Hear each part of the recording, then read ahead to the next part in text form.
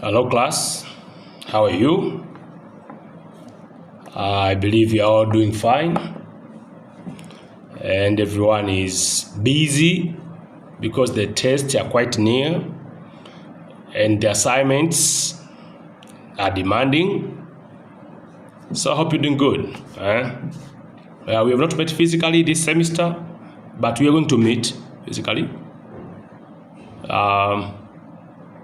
For now, let's go into introduction to this small scale mining. Small scale mining.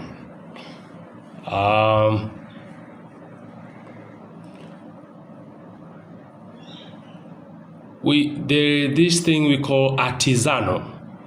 Artisanal means handy. Low technology, basic tools, artisanal. That means the work is handy. So normally, when we talk about small scale mining, we also talk about artisanal mining. Like we group them together as a sector, an economic sector, which is artisanal and small scale mining. Because small scale mining could be mechanized with some higher technology, but mostly worldwide, the work is labor intensive, a lot of handiwork, basic tools, not much mechanization, because those who participate or engage themselves into small scale mining do not have that capital to fully mechanize their projects. So ASM, artisanal and small scale mining, they go hand in hand. So when we talk about this, we are like talking for both artisanal and small scale mining.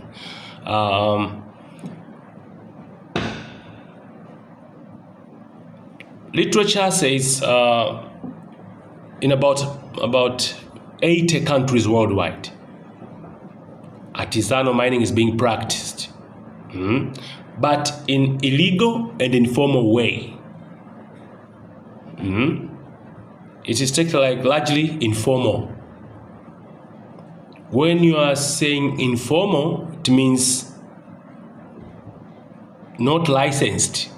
It's an activity or project or business which is not licensed, not recognized by the government worldwide. You could search for references to how small-scale mining is happening in DRC, in Tanzania, and other developing nations. That's where mostly artisanal and small-scale mining is taking place, in developing countries. And that, one of the main reasons is the population pressure. You know what results with that is lack of alternatives to incomes, lack of alternatives to sources of income. Then what people decide is to engage in small-scale mining, artisanal and small-scale mining. Why do we say they do that? Because of the lack of other opportunities or lack of other sources of income? It's like it's not their first choice to participate or to be part of small-scale mining, especially the mining activities, the miners themselves. Because there are so many players in the small-scale mining sector, but actually the miners are the ones with less or lack of other opportunities. That's why the World Bank, if you look at the notes I've given you, the World Bank said, actually it's the World Bank or the other institution, which said is a poverty-driven activity. Artisanal and small-scale mining has been characterized as a poverty-driven activity. That means if the society was well off, that's why, you know, this it is much carried out in developing countries. If the state is well off, they will not opt for artisanal and small-scale mining. You have heard of the cases of the safety, of the abuse, even child labor in small-scale mining. So who would opt for those abusive conditions, dangerous safety not being adhered to? You have heard of people dying. It's not their first choice in reality, even though I believe every country is developing, because I don't believe there will come a time when we say we are fully developed. So even the so-called developed countries, I believe they are still developing. Because once you develop in the other way, there's always a space, there's always another dimension of growth. And there's always another dimension of development. You cannot say I'm fully developed. So we are all developing nations, but statistically, there are developing nations and developing nations. So most of these artisanal small-scale mining is being carried out in developing countries. Does not matter, Africa, South America, Asia, whenever there are minerals, wherever there are minerals. I'm going to look for this institution. In the notes, you'll find there are some institutions which are characterizing artisanal and small-scale mining. Actually, the World Bank says it's a poverty-driven activity. Practiced in poorest parts of the country, maybe especially in rural areas.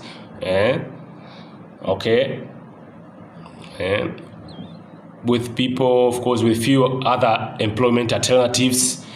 So you'll see a lot of description of small-scale mining, but there's no formal definition of small-scale mining, artisanal and small-scale mining, which is known worldwide. Actually, one of the institutions said that too. I think it's the International Institute for Environment and Development, IIED. So actually, a government or just regional, it could be in a country or in a given region, we might define it as we see fit according to our regulations, according to our laws. That's how it's been defined even in Tanzania. It's been defined. I sent you the mining acts, the primary mining acts which we have, the 2010 Mining Act. I hope you've got that. And actually, we had we call the 2010 Mining Act as the primary. But we have had some mining acts 1979, and then the other mining act in 1998. Actually, that's when 1998. That's where the formalization, even though this small-scale mining is, we might describe it as largely informal, but governments around the world, including Tanzania, are formalizing. It's becoming formal since 1998 in our case. Remember, in 1997, that's when the mining industry was booming in Tanzania throughout 1997 to 2000 plus. That's when the mining industry was booming in our country, and that's after some changes in the mineral policies in the country, and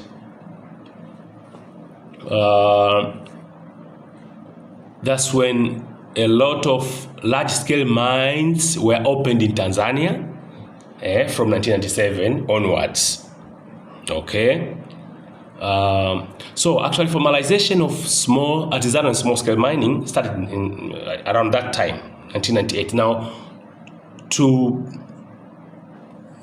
the consequences of illegal mining, illegal channels of selling the minerals, that means loss in terms of revenue to the government, even if just monitoring, but it's even the safety, because then when you are formalizing it, that means even the applicants of a license have to adhere to the safety regulations.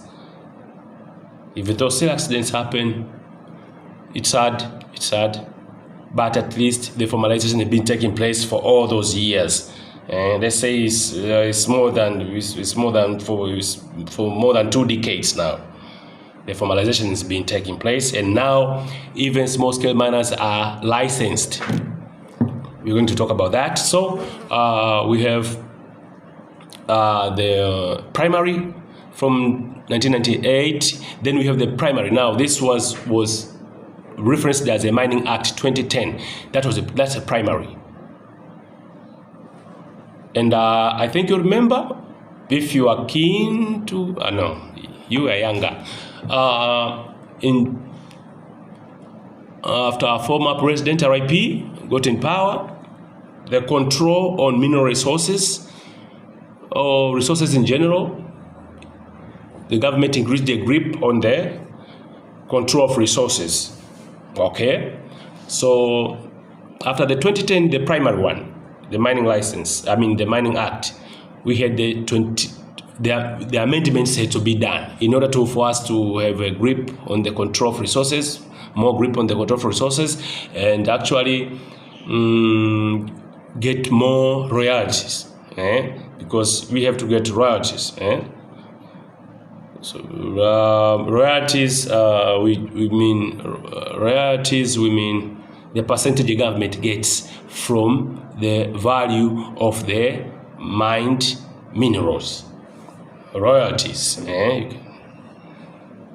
So it was somehow, the government saw it as like it was not fair, so they had to somehow make the amendments so that we could get a higher percentage. So we had the Mining Act 2019. I've sent you both, because when we discuss this, will be the references will be done considering both the primary one 2010 and the amended one, which actually is more, we should be referring to it whenever we talk about the Mining Act. Okay, the 2019 Mining Act. So that's where you'll find how we define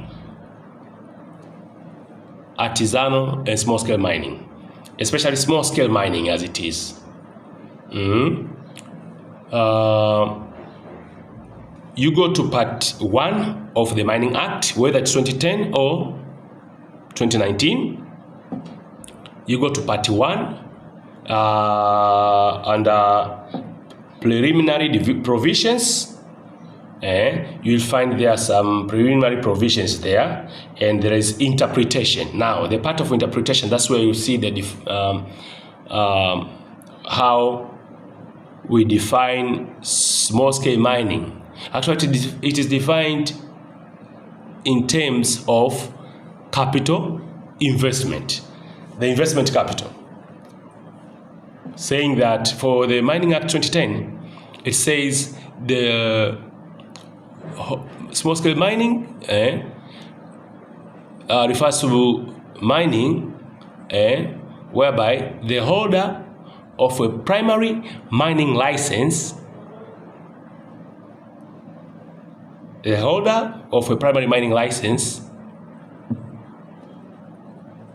investing a capital of not more than $100,000 or its equivalent to Tanzanian shillings is the one mining now. So for us as Tanzanians, if we say, what does it take for a project to be a small-scale mining? We say, okay, that project has to have an investment of not more than $100,000 US dollars, or its equivalent in Tanzanian shillings, and under what license? Under the primary mining license. Now, the primary mining license is special for small-scale miners or small-scale mining in Tanzania, as per Mining Act. The license held by small-scale miners